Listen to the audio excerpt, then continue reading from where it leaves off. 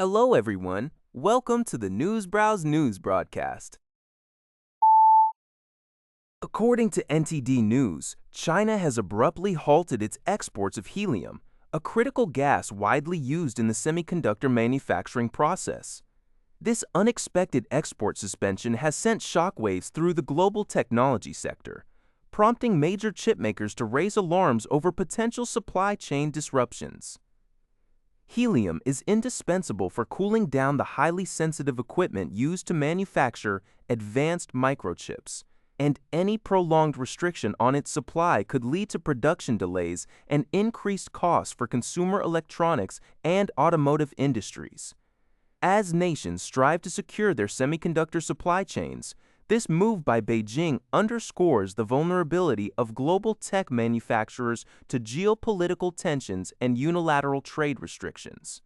Industry experts warn that finding alternative sources or synthetic substitutes for helium in the short term will be highly challenging, placing additional pressure on global chip production hubs. According to G-Press, Japan's Justice Ministry has drafted a report calling for the legal protection of the voices of famous individuals, alongside their portraits, to address the unauthorized use of generative artificial intelligence, AI. The draft report, which focuses on civil liability for the unauthorized use of portraits and voices of prominent figures, was presented to an expert committee. The ministry aims to release a finalized version as early as August after receiving feedback. Currently, legal boundaries remain unclear in Japan as there have been no court rulings regarding the rights over individual voices. The ministry hopes the finalized report will serve as an essential reference for future lawsuits and AI development. As an example of potential abuse, the draft outlines a scenario where generative AI is used to create a sound source mimicking a famous voice actor reading obscene text, which is then posted on social media for financial gain. The guidelines aim to clarify legal responsibilities in such unauthorized and potentially damaging cases. According to a report by Thai Sounds, the South Korean government has raised its GDP growth forecast for 2026 to 3.0%, marking the highest projected expansion in 5 years. This upward revision of 1 percentage point from earlier estimates comes on the back of a significant surge in first-quarter exports, driven by global demand for semiconductors amid the ongoing AI boom.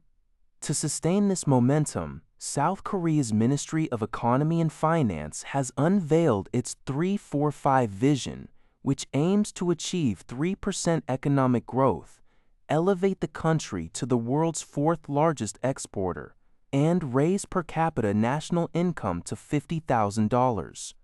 Under this initiative, the government plans to launch 3 major projects focusing on semiconductors, AI data centers, and physical AI, backed by an investment of $800 trillion approximately $517.08 billion IM, to establish 4 new semiconductor fabrication plants in Gwangju.